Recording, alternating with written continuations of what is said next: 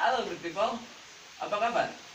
Assalamualaikum warahmatullahi wabarakatuh. Sebelum saya menyampaikan secara panjang lebar untuk tugas video ini, saya ingin memperkenalkan diri agar kalian tahu dengan siapa kalian bicara. By the way, for your information, nama saya Rikos Wijaya ujungnya. Saya adalah mahasiswa Prodi Komunikasi Penyiaran Islam di Sekolah Tinggi Ilmu Dakwah Sinarasa.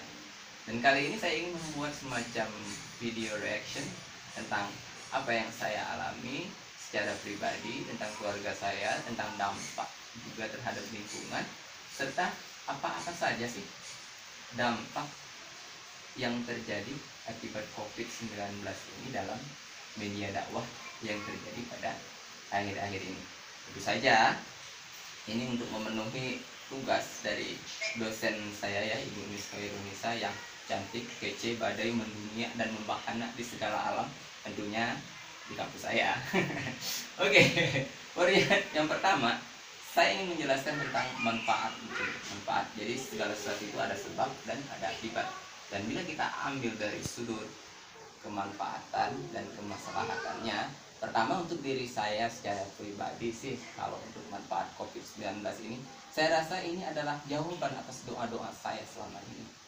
Ya, kenapa? Karena saya adalah salah satu orang-orang dalam kaum yang bisa disebut dengan kaum rebahan. Nah, karena saat-saat ini adalah saat-saat yang kami nantikan.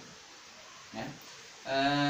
Sebelumnya, kenapa? Karena kita sudah bosan dengan segala macam carut marut kehidupannya, jadi inginnya itu rebahan, santuy, main game ya. Mungkin itu salah satu dampak positif yang terjadi akhir-akhir ini. Kalau kita bicara soal kemudorotannya ya, mungkin ya bukan kemudorotan sih, bisa dibilang sih dampak negatif dari COVID-19 ini kepada diri saya. Ya, seperti yang kita ketahui kan ada masa-masanya saya merasa bosan di rumah. Jadi segala akses untuk keluar itu terbatas. Ya, saya mau keluar dibatasin, ada yang namanya disebut dengan lockdown ya. Pasta gigi habis, celana dalam robek, pokoknya segala macam yang kekurangan, terbatas semua akses saya untuk keluar. Jadi saya hanya bisa menikmati apa yang ada untuk sekarang. Terus dampak positif untuk kalangan bagi keluarga saya, alhamdulillah COVID-19 ini telah memberikan dampak yang positif ya. Karena kita berkumpul, jarang-jarang kan kita kumpul keluarga kecuali pada hari lebaran. Tapi karena dampak COVID-19 ini, keluarga banyak mengalami quality time yang sangat bermanfaat bagi kita bersama-sama. Alhamdulillah kita bisa menjadi semakin dekat dan saling mengenal untuk mendalami pribadi kita masing-masing. Sementara dampak negatifnya yang seperti yang kita ketahui, namanya keluarga ya.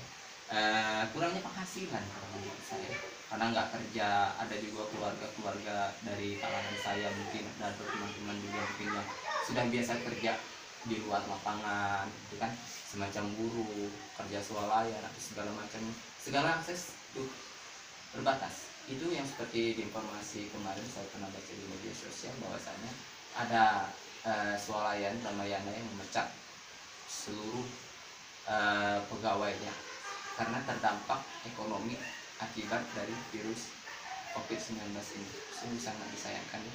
Banyak orang-orang yang menderita, tidak hanya kita, tidak hanya saya secara pribadi, banyak orang-orang yang menderita, keluarga-keluarga, ibu-ibu yang harus menghidupi anaknya, bapak-bapak ya kan, dan segala macam hal. Ya, ini adalah ujian bagi kita semua. Terus dampak positifnya, manfaatnya juga mungkin bagi lingkungan ya. Mungkin kalau menurut saya ya, orang-orang lebih menyadari arti kebersamaan ya. Orang-orang lebih menyadari, lebih meyakini bahwa kebersamaan itu penting. Karena kan terkadang kita sibuk sendiri.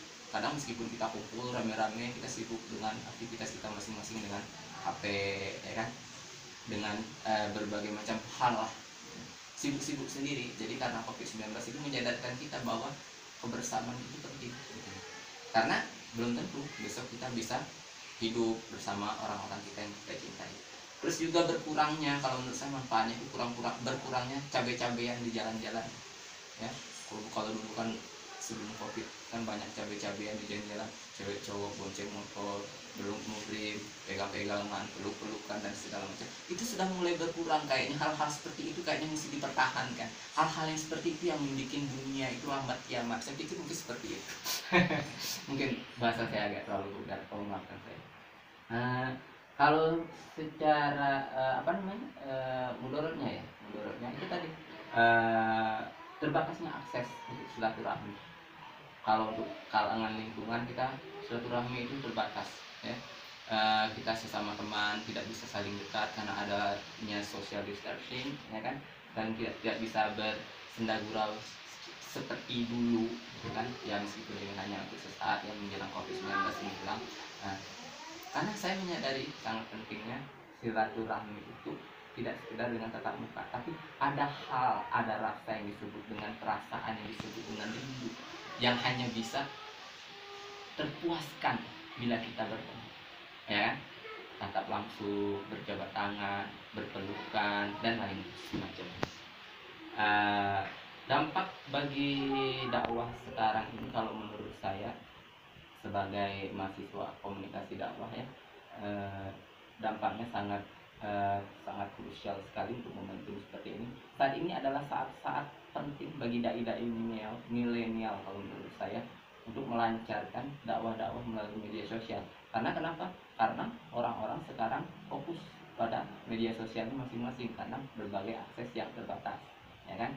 Meskipun sangat disayangkan banyak masjid-masjid yang ditutup, tablik-tablik akbar yang ditunda-tunda, ya kan? Karena takutnya penyebaran virus ini sangat masif, ya.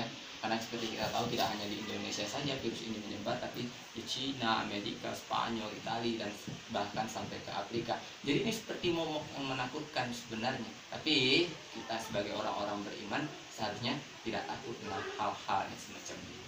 Harapan saya mungkin sebagai penutup, pesan saya kepada teman-teman semua, para mahasiswa STB, masyarakat umum, ya kan, para santri sinarasa juga, tetap semangat, tetap stay home di rumah, ya.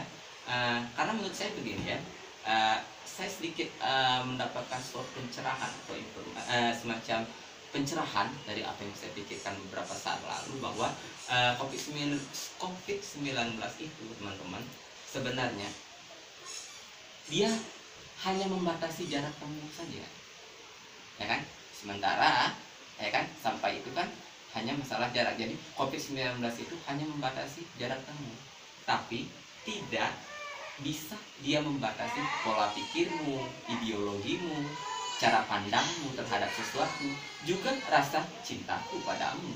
Dia tidak bisa membatasi tentang hal itu. Nah, jadi intinya, mari kita ambil segelas kopi dan siapkan sepiring isu. Mari kita jelajahi jalan pikirmu dan jalan pikirku. Assalamualaikum warahmatullahi wabarakatuh.